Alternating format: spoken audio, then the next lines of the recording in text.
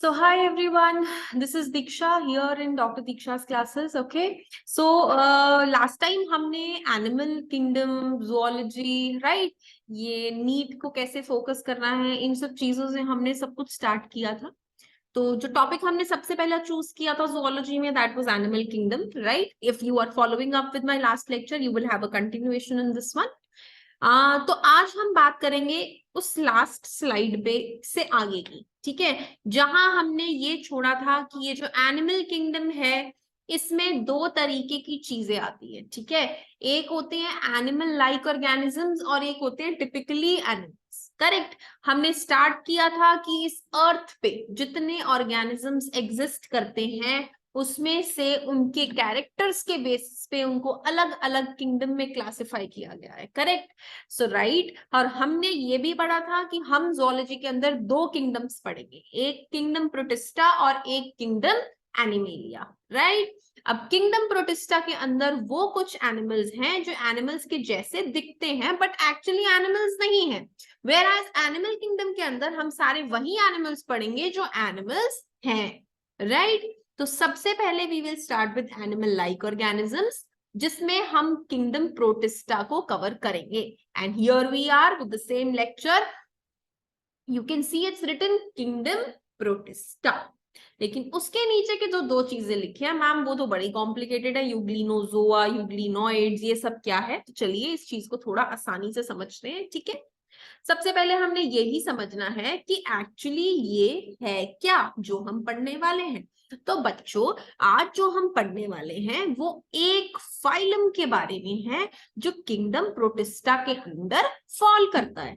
Yes, याद करो मैंने आपको बताया था कि हमें जैसे हम डब्बे के अंदर डब्बा ऐसे रखते चलते हैं, उसी तरह साइंटिस्ट्स ने इसको क्लासिफाई करते हुए पहले किंगडम के अंदर कुछ ऑर्गेनिजम्स फाइलम्स में, फिर फाइलम के ऑर्गेनिज्म क्लास में, ऐसे ऐसे करके रखने स्टार्ट किए थे. करेक्ट. यस मैम, ये तो हमें समझ में आ गया. तो चलो थोड़ा सा लिख के देखते हैं, हमें ज्यादा बेटर समझ में आएगा. Correct. We studied about phylum, है ना. हमने फाइलम के बारे में पढ़ा तो था. यस, याद आ रहा है थोड़ा थोड़ा हमको. लेकिन मैम एक चीज हमने पढ़ी थी कि सबसे पहले वो स्टार्ट होता है किंगडम से. राइट. तो किंगडम कौन सा है? Kingdom is protista. अर्थ पे कुछ ऑर्गेनिजम्स थे जो हमने किंगडम प्रोटिस्टा के अंडर रखे. Can you quickly recall and think कि कौन से ऑर्गेनिजम्स थे जो हमने प्रोटिस्टा के लिए रखे? Yes, if you have thought this, then you are actually right. Those were unicellular eukaryotes. उन ऑर्गेनिजम्स को हमने किंगडम प्रोटिस्टा के अंडर रखा था. तो यूनिसेलुलर से क्लियर होता है एक ही सेल. मुझे एक बात बताओ, ये इमेज क्या है? One cell. ये भी क्या है? One cell. ये भी क्या है? One cell. यस मैम, ये तो हो गया बिल्कुल क्लियर, ये यूनिसेलुलर होते हैं. ठीक है.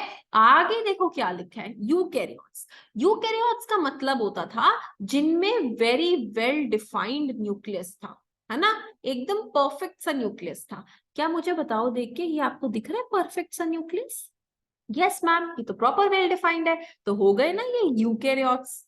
करेक्ट. तो हमें ये क्लियर हो गया कि प्रोटिस्टा के अंडर हम पढ़ेंगे यूनिसेलुलर यूकैरियोट्स. राइट. अब किंगडम से नेक्स्ट क्लासिफिकेशन क्या होती है? फाइलम. तो यस, नाउ रिमेंबर कि किंगडम प्रोटिस्टा में हम पढ़ेंगे दो phylums.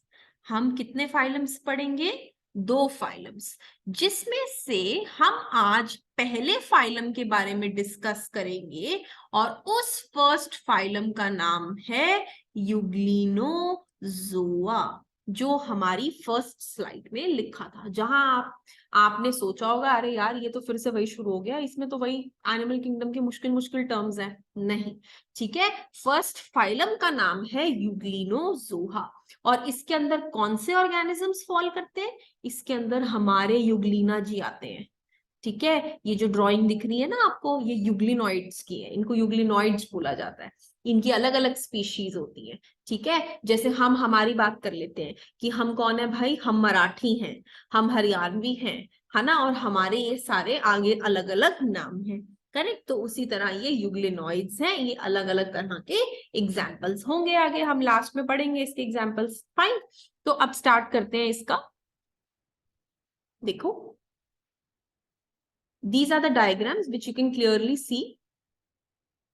I think it might be visible well now. See, first diagram, कुछ यूग्लिना ऐसा दिखता है. This is the second diagram. We see euglena in such a way. This is the third diagram and fourth one. ये सब मैंने Euglena के अलग अलग पिक्चर्स उठाए हैं और जस्ट आपको दिखाया है. You might not be able to see them from your naked eye. क्योंकि ये वन सेल्ड है और सेल तो बहुत छोटा होता है जो हमारे नेकेड आईज को विजिबल नहीं होता. तो जब हमने वाटर के सैंपल्स लिए, क्योंकि ये मोस्टली एक्वाटिक होते हैं, अभी हम आएंगे उस चीज पे, ठीक है, कि ये कहाँ रहते हैं. तो जब हमने इनको स्टडी किया, इनको रिसर्च किया, तो हमें ये कुछ इस तरीके के दिखाई दिए, राइट. तो चलो ठीक है, ये तो मैम हमें समझ में आ गया, लेकिन ये साइड में कैसी ड्राइंग बनी है ये हमें नहीं समझ में आया. So this is the hand diagram जो हम थियोरेटिकली पढ़ते हैं, ठीक है, जो हम अपनी कॉपीज में बनाएंगे. You can also copy it down if you wish to. और इसमें ये जितने पार्ट्स लेबल्ड है ना बेटा, इसको हम एक एक करके पढ़ेंगे कि ये क्यों लेबल्ड है, ऐसा इसमें क्या चाहिए.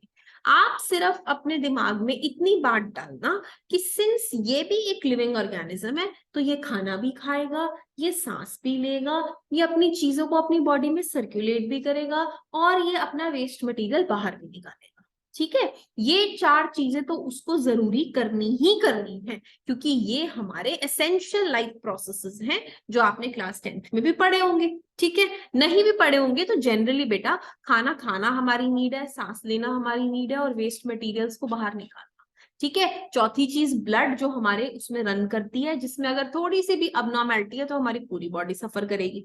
ये तो हमको जनरल टर्म्स में पता ही है, और डॉक्टर बनने वाले हो तो इतनी बात की समझ तो आपको वैसे भी होगी, करेक्ट. नहीं भी है तो अब समझ लो, है ना. अब दो प्रोसेसेस ऐसे हैं जो भी हमारी लाइफ का एक एसेंशियल पार्ट प्ले करते हैं, बट हाँ, उस पे जीना या मरना डिपेंडेंट नहीं होगा. जैसे कि मूवमेंट, कि ये पर्टिकुलर ऑर्गेनिज्म चलेगा कैसे. अरे प्लांट्स कौन सा मूवमेंट शो करते हैं, बट फिर भी वो लिविंग है ना. तो that is what I mean by कि उनके बिना जिया जा सकता है, लेकिन है वो इंपॉर्टेंट है. तो यूग्लिना के केस में वो चलेगा, कैसे चलेगा ये हमको देखना पड़ेगा, correct. And the last one is reproduction. वो तो बहुत ही जरूरी है ना. अपनी कंटिन्यूटी स्पीशीज को मेंटेन करने के लिए रिप्रोडक्शन एक बहुत एसेंशियल फिनोमिनन है, जिसको हम पढ़ेंगे. तो ये जितनी भी चीजें मैंने बोली, हम ये यूग्लिना के लिए पढ़ेंगे एक बाय एक करके, ठीक है. चलो let's see. So we will start with introduction to euglenoids. हम यूग्लिना स्पीशी के बारे में पढ़ना स्टार्ट करते हैं कि फाइलम यूग्लिनोजोआ में एक्चुअली ऐसा है क्या. तो सबसे पहले हम स्टार्ट करेंगे क्लासिफिकेशन से. देखो दिखाई दे रहा है, किंगडम कौन सा है, प्रोटिस्टा. फाइलम कौन सा है, यूग्लिनोजोआ, ठीक है. किंगडम है प्रोटिस्टा, फाइलम है euglenozoa, class euglenoidea, order euglenales, family euglenaceae, genus euglena and species euglenoids. अब बेटा इन नामों से घबराना नहीं है, ये मैंने सिर्फ आपको दिखाने के लिए लिखे हैं कि इस तरह ये आगे आगे क्लासिफाई होकर लास्ट में हम यूग्लिना और यूग्लिनोइड्स के बारे में पढ़ते हैं. है स्पीशीज कौन सी है हमारी, यूग्लिनोइड्स, जिनके बारे में हमें पढ़ना है, जिनकी मैंने अभी आपको फोटोज दिखाई. हमें उन्हीं के बारे में पूरा डिटेल स्टडी करना है. सेम बात यहाँ पे लिखी है कि वो यूनिसेलुलर यूकैरियोट्स को इंक्लूड करते हैं, जो कि सिंगल सेल है और जिनके अंदर एक बहुत अच्छा न्यूक्लियस है, करेक्ट. ये वही सेम चीज है, मैंने रिपीट करी है. जस्ट एक क्लासिफिकेशन आपको दिखाने के लिए ये मैंने बनाई है यहाँ पे, लेकिन आपको सिर्फ इतना याद रखना है कि किंगडम प्रोटिस्टा के अंदर हमारा सबसे फर्स्ट फाइलम है यूग्लिनोजोआ, जिसके अंदर हम पढ़ेंगे यूग्लिनोइड्स के बारे में. यूग्लिनोइड्स एक तरह के ऑर्गेनिजम्स हैं जो हमारी धरती पर एग्जिस्ट करते हैं, जिनको हमने प्रोटिस्टा किंगडम में फेंक दिया था, ठीक है. क्यों फेंका था, क्योंकि वो तो यूनिसेलुलर यूकैरियोट्स थे. राइट। आई होप इतना आप सबको क्लियर हो गया होगा, and I also request you कि इतना आप एक 2-3 लाइन्स में फटाफट से लिख लीजिए, ठीक है। आगे चलते हैं। Where do euglenoids live? किसी भी ऑर्गेनिज्म को पढ़ने से पहले, उसके बारे में चर्चा करने से पहले हमको ये तो पता होना ही चाहिए कि वो रहता कहाँ है, ठीक है। तो let's see where does they live. So you can see here that euglenoids are organisms which are found in stagnant water. Now, if you want to know that what is the meaning of stagnant water, I may tell you कि stagnant water होता है रुका हुआ पानी, ठीक है, या जिसको हम बोलते हैं खड़ा हुआ पानी, जो एक ही जगह रुका हुआ है, that is stagnant water. Right वो मोस्टली फ्रेश वाटर्स होते हैं। जैसे कि हम एक बात करें एक स्ट्रीम की, एक लेक की, वहां पे पानी स्टिल होता है, स्टेगनेंट होता है, but that is a fresh water source. Marine नहीं है वो। फ्रेश वाटर का मतलब जिसमें सॉल्ट नहीं होता, मेराइन जो सॉल्टी वाटर होता है, ठीक है। सो ये बेसिक सा डिफरेंस है जो हम छोटे होते हुए पढ़ते हैं, बट ठीक है, अपने आपको कंफ्यूजन में नहीं डालना। सो मैंने आपको ये मतलब बता, जो still stagnant water, still sources of water होते हैं, जैसे लेक हो गया, स्ट्रीम हो गया, all those are still sources, correct. लेकिन सिंस पानी इन्वॉल्व है तो we will tell them these organisms are aquatic, ठीक है।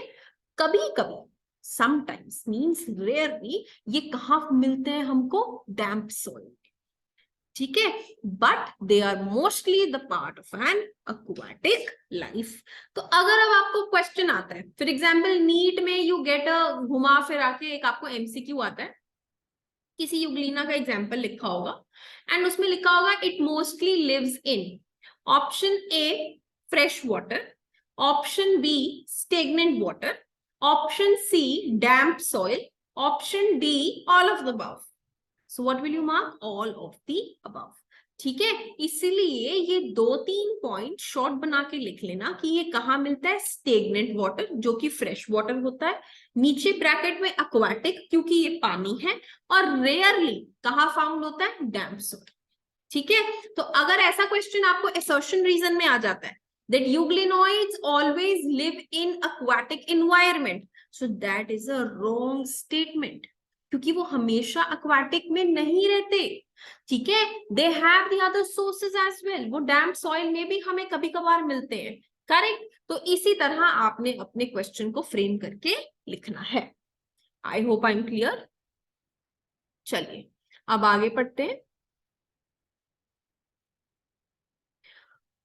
हमने ये देख लिया कि ये कहाँ रहते हैं, हमें समझ में आ गया इनका हैबिटेट क्या है, ये कहाँ रहते हैं, ये हमारी तरह घरों में नहीं रहते हैं, ये तो स्टैग्नेंट फ्रेश वाटर में रहते हैं। लेकिन अब हमें देखना है ये रहते कैसे हैं, इनका क्या लाइफ स्टाइल है, ये ऐसे ही रहते हैं क्या नॉर्मली, या किसी के साथ रहते हैं, कोई रहता है इनके घर में, और ये सब भी हमें देखना पड़ेगा, ठीक है। So let's see how do these euglenoids live. These euglenoids are free living. What do you mean by free living? Free living means they live alone. They are independent. जैसे यहाँ पर आप देखते होंगे, ठीक है, हमें जरूरत नहीं है, हम अकेले रह सकते हैं, we are independent, ठीक है। So they live alone, they are independent. They do not depend on any other organism for their food. अब ये यूग्लिनॉइड्स हैं, ऐसा तो है नहीं इनकी डिपेंडेंसी गाड़ी चलाने में या किसी और चीज में होगी, इनकी मेन चीज क्या है? फूड, जो खाना इन्हें खाना है, जो इनका सोर्स है, ठीक है। So they do not depend on any other organism for their food, ये अपना आराम से रहते हैं, दीज आर फ्री लिविंग, ठीक है। सो अभी तक हमने पढ़ा कि हम किंगडम प्रोटिस्टा के बारे में पढ़ रहे हैं। अर्थ पे कुछ ऑर्गेनिजम्स थे जो हमने प्रोटिस्टा के अंदर रखे, कौन से वाले ऑर्गेनिजम्स? जो कि सिंगल सेल थे और जो यूकैरियोटिक थे। फिर हमने प्रोटिस्टा के अंदर छोटी सी क्लासिफिकेशन बना दी, जिसमें हमने पहला फाइलम पढ़ा, फाइलम यूग्लिनोजोआ, जिसके ऑर्गेनिजम्स हैं यूग्लिना। जब हमने यूग्लिना को माइक्रोस्कोपिकली देखा तो हमने ये पता लगाया कि वो स्टेगनेंट वाटर में रहते हैं, जो स्टेगनेंट वाटर मोस्टली फ्रेश होता है। सिंस टर्म वाटर यूज हो रहा है तो ऑब्वियसली ये एक्वाटिक है। बट देन एक रिसर्च से पता चला कि सारे के सारे एक्वाटिक में नहीं मिलते, कभी कभी कुछ कहाँ मिल जाते हैं, डैम सॉइल में। ठीक है। एंड ऑल्सो दूसरी चीज हमने ये पढ़ी कि जो ये यूग्लिना होते हैं ये फ्री लिविंग होते हैं, मतलब ये इंडिपेंडेंट है भाई, इनको किसी की जरूरत नहीं है खाना वाने के लिए। ठीक है, ये अपना खाना खुद देखते हैं। अब कैसे देखेंगे, वो हमारे न्यूट्रिशन के अंदर आएगा। रिमेम्बर वो सेकंड स्लाइड पे हमने डायग्राम बनाया हुआ था, उसके अंदर बड़े बड़े सारे पार्ट्स बनाए हुए थे, तो ये सारी चीजें आपस में इंटरलिंक होगी। करेक्ट। तो अभी तक हमने सिर्फ और सिर्फ ये पढ़ा कि हम किस चीज के बारे में बात करना चाहते थे, वो कहाँ रहते हैं और वो कैसे रहते हैं, यही हमारा बेसिक एजेंडा था। ठीक है, अब आगे चलते हैं। हाउ डू यूग्लिनॉइड्स मूव, ये चलते कैसे होंगे। सही बात है यार, अब जब अकेले रहते हैं, अपना खाना खुद बनाना जानते हैं और पानी में रहते हैं, तो यार खाना खाने के लिए चलना तो पड़ेगा, कुछ मेहनत तो करनी पड़ेगी, है ना। किसी से खाना तो ये ले नहीं रहे हैं, तो अपना सर्वाइवल तो खुद ही देखना है। तो let's see how do they move. Okay, अब किसी भी ऑर्गेनिज्म के मूवमेंट को क्या बोला जाता है, we call it locomotion. Any organisms movement is known as locomotion. या आपने छोटे छोटे होते पढ़ा होगा कि लोकोमोशन क्या होता है, किसी भी ऑर्गेनिज्म की मूवमेंट को लोकोमोशन बोला जाता है। ठीक है, तो यूग्लिनॉइड्स के अंदर दो तरह की मूवमेंट होती है। जैसे हम लोग हाथ से भी मूवमेंट करते हैं, पैरों से चलते हैं, तो हमारी भी अलग अलग तरह की मूवमेंट्स होती है। मैं आपके सामने हैंड्स मूव करके आपको एक्सप्रेशंस दिखा रही हूँ, तो ये मेरी हैंड मूवमेंट है। कल को आप मेरी क्लास में आओ, मैं आपको सामने से पढ़ाऊं, तो मैं चल के इधर उधर पढ़ाऊंगी, तो वो मेरी पैरों की मूवमेंट होगी। करेक्ट। तो इसी तरह ये बेचारे भी दो तरह की मूवमेंट शो कर। ठीक है, सबसे पहली मूवमेंट होती है फ्लैजुलर मूवमेंट, जो किससे करते हैं, ये अपने फ्लैजुला से। जैसे मैंने अपने दो हाथों से मूवमेंट की, वैसे इनके दो हाथ होते हैं, इनके पास दो फ्लैजुला होते हैं। ठीक है, ये उनसे अपनी मूवमेंट को शो करते हैं। दूसरी चीज होगी मेटाबॉली। अब ये मेटाबॉली क्या होती है, ये भी हम पढ़ेंगे कि इनके अंदर और ऐसी क्या चीजें हमारे टांगों की जैसी कि ये अलग मूवमेंट शो करते हैं। करेक्ट। तो इसको इतना नोट डाउन कर लो कि इनकी दो तरह की मूवमेंट होती है, एक मूवमेंट फ्लैजुलर और दूसरी मेटाबॉली। Okay, moving ahead. सबसे पहली मूवमेंट जो है फ्लैजुलर मूवमेंट, उसके बारे में बात करते हैं कि कैसे ये फ्लैजुला से मूव करते हैं। हमने तो सिंपल हाथ हिलाया और अपनी मूवमेंट कर दी, लेकिन इनकी मूवमेंट कैसे है। अरे you can C a very beautiful diagram of Euglena. आप देख सकते हैं इसका फ्लैजुला निकला हुआ है। See how is the structure moving. ठीक है, ये इसका फ्लैजुला है, हमारे हाथ की तरह ऐसे ऐसे मूव कर रहा है। ओके, और नीचे की तरफ दो छोटे फ्लैजुला भी दिखाई दे रहे हैं। ठीक है, एक निकली हुई है दो कॉर्ड्स अलग अलग। सो लेट्स सी कि इसके स्ट्रक्चर में क्या होता है।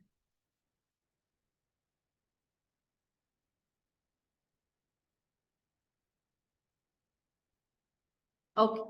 So let's study about flagellar movement. As you can see, I've already mentioned that it is important. Same, I will tell you to you that it is actually important. And जैसा मैंने बताया, it is brought about by flagellum. ठीक है, एक flagella को क्या बोलते हैं, flagellum। ठीक है, जैसे वहां पे आप देख सकते थे दो फ्लैजेला थे ऐसे करके। तो जब दो फ्लैजेलम होते हैं, जैसे एक ऊपर वाला फ्लैजेलम जो कि लंबा था और एक नीचे वाला फ्लैजेलम जो कि छोटा है, तो दोनों फ्लैजेलम्स को अगर हमें इकट्ठे बोलना है तो हम उनको बोलेंगे कि भाई यूग्लिना के पास तो दो फ्लैजेला है, एक लंबा फ्लैजेलम है और एक छोटा फ्लैजेलम है। आई होप दोनों वर्ड्स का डिफरेंस क्लियर हो गया। चलो अब थोड़ा सा आगे चलते हैं कि ये सिचुएटेड कहाँ है। जैसे हमारे जो हैंड्स हैं ये हमारे आर्म से जुड़े हुए हैं। ठीक है, सिमिलरली जो इसके फ्लैजिला है वो यूग्लिना में कहाँ जुड़े हुए हैं। करेक्ट। तो यूग्लिना की बॉडी देखिए आप, यूग्लिना की बॉडी कुछ इस तरीके से होती है, देखिए शेप लाइक दिस। ठीक है, अब ये जो सेंटर में गोल स्पेस बनी हुई है बेटे, इसको बोला जाता है रिजर्वॉयर। ठीक है, ये एक तरह का रिजर्वॉयर होता है। इस रिजर्वॉयर में इसकी ये पिंक सी जो मैंने बना रखी है, जो मैंने अब येलो कर दी है, एक सेंटर में एक छोटी सी बॉडी प्रेजेंट होती है जिसको दोनों स्ट्रक्चर्स हमारे अटैच होंगे, जिसको हम बोलेंगे paraflagellar body. Please write it down. एक ऐसा स्ट्रक्चर जिसको दोनों फ्लैजुलम्स जुड़े होंगे उसको बोलेंगे पैराफ्लैजुलर बॉडी। इस पैराफ्लैजुलर बॉडी पे हमारे दोनों फ्लैजुला ज्वाइन हो रहे होंगे। ठीक है, आप देखिए ऊपर ये पिंक वाला निकल रहा है, इसको बोला हमने लॉन्ग फ्लैजुला। ये टिपिकली लोकोमोशन के काम आता है, स्विमिंग करने में। ठीक है, पानी में रहता है ना तो स्विमिंग करेगा, और पानी में चलने को स्विमिंग ही बोलते हैं। So movement in water, that means locomotion in water is equivalent to swimming. और उसके लिए हमारा मेजर कौन सा फ्लैजुला काम कर रहा है? Long flagella. ठीक है, ये बड़े फ्लैजुलम का काम है। छोटा जो मेरा फ्लैजुलम है ना बेचारा, ये देखो ग्रीन कलर का जो मेरा छोटा फ्लैजुलम है, ये एफर्ट्स मारता है चलने में। लेकिन इसका क्या है, जैसे बड़ा फ्लैजुलम तो ऐसे बाहर आता दिखता है, ये बेचारा बाहर आता नहीं दिखता, ये सिर्फ बैक एंड गियर मारता है। ठीक है, फॉर एग्जाम्पल अगर आप में से किसी ने स्विमिंग की हो तो आपको बखूब पता होगा कि बॉडी जब स्विम करती है, एक पोर्शन आगे जाता है और एक पोर्शन पीछे की तरफ पुश होता है। जो पीछे की तरफ पुश होने वाला पोर्शन है वो हमारा शॉर्ट फ्लैजुलम है, और जो आगे की तरफ तेजी से भागता है दैट इज लॉन्ग फ्लैजुलम। कंट्रीब्यूट दोनों ही करते हैं। ओके, सो हमने पढ़ा कि फ्लैजुलर मूवमेंट दो फ्लैजुला से होती है, एक बड़ा फ्लैजुला होता है, एक छोटा फ्लैजुला होता है।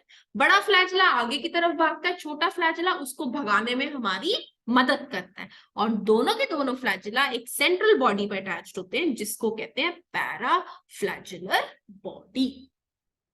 ठीक है, इतनी बात क्लियर हुई सबको?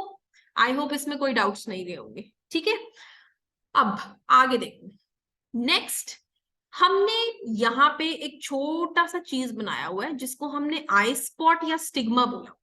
अब बेटा मेरी बात सुनो, वो यूग्लिना चल रहा है तो कुछ देख तो रहा होगा ना। अब मानो वो चले जा रहा है, चले जा रहा है, उसे कुछ दिख रहा नहीं है, यहाँ पर भी फूड है, यहाँ पर भी फूड है, यहाँ पर भी फूड है, पर पता कैसे लगेगा उसको कि मुझे यहाँ रुक के इसको अपने अंदर लेना है, या मुझे इस डायरेक्शन में जाना है, लो खाना यहाँ पड़ा है, मुझे इधर की तरफ मूव करना है। उसको ऐसे तो नहीं पता चलेगा, कोई तो चीज होगी उसके अंदर। अब हमें तो मेरी, जैसे मैं आपको पढ़ा रही हूँ, मुझे मेरी आंखों से दिखाई दे रहा है, मेरा स्क्रीन दिख रहा है, so I am moving my hands उसी हिसाब से।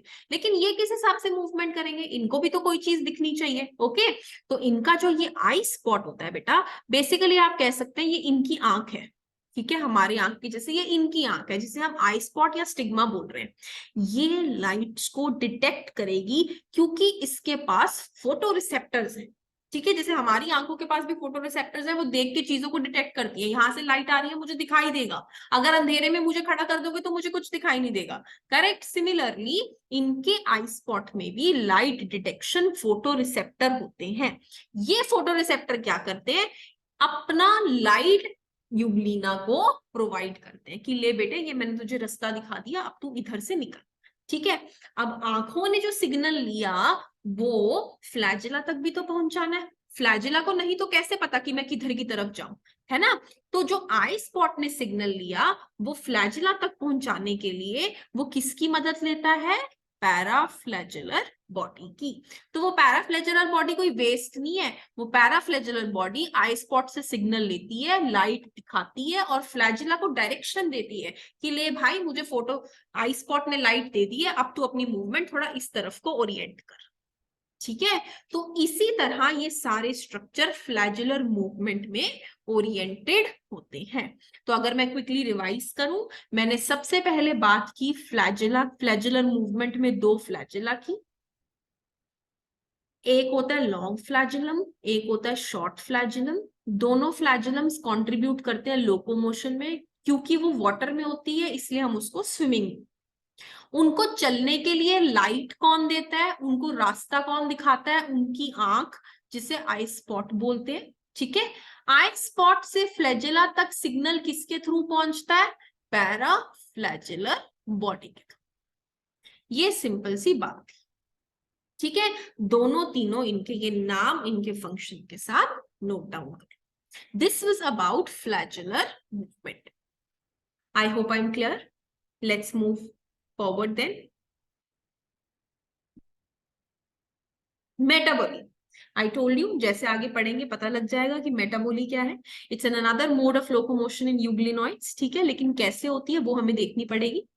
सी, आई टोल्ड यू पुशिंग वाला पार्ट, पानी में चलने के लिए एक चीज पीछे से पुश करती है और आगे जाती है, लेकिन जब वो पुश कर रही होती है तो there might be some changes in the shape. आप देख पा रहे हो इसमें?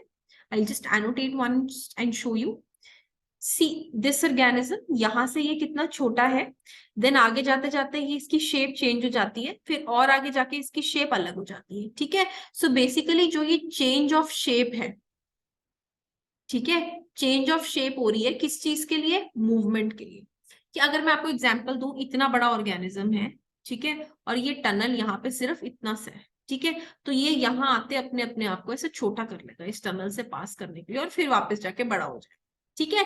तो क्योंकि उसने अपनी शेप चेंज की सिर्फ किसी लिए, ताकि वो एक छोटे से एरिया में से निकल पाए, तो ऐसी तरह की मूवमेंट को हम मेटाबॉली कह देते हैं, ठीक है बच्चों। तो ये चीज याद रखना, इस मूवमेंट को मेटाबॉली बोला जाता है। यू कैन सी इजीली कैसे अपनी शेप चेंज कर रहा है, क्यों, क्योंकि उसको आगे की तरफ बढ़ना है और छोटी जगह से पास करना है, ठीक है। So metaboly is nothing, it's a shape changing movement, you can see that it is known as a shape changing movement.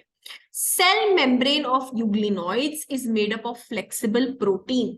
अब ये जो शेप है ये चेंज होती कैसे है, सिंस हम बात यहाँ एनिमल्स की कर रहे हैं, तो उनके सेल में सेल वॉल तो नहीं होती है, तो आउटर लेयर क्या है, सेल मेम्ब्रेन, और ये सेल मेम्ब्रेन एक फ्लेक्सिबल प्रोटीन की बनी हुई है जिसको बोला जाता है पेलिकल, ठीक है।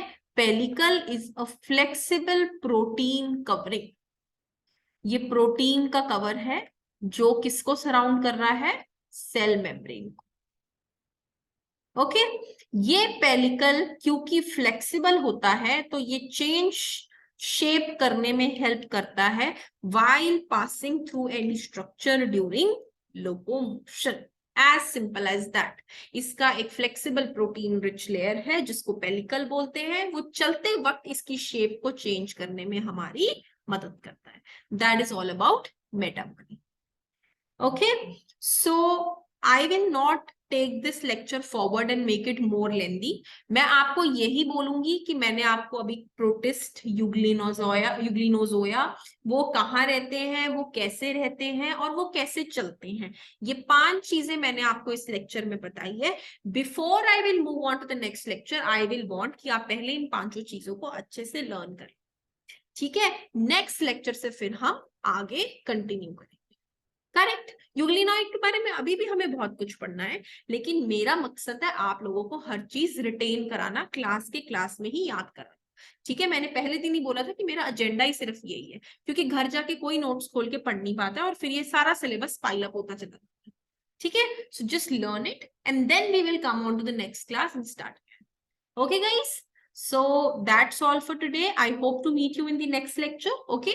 And if you are really following my videos, studying hard, I assure you that there will be no point which will be left for you to cover in the examination. Thank you very much.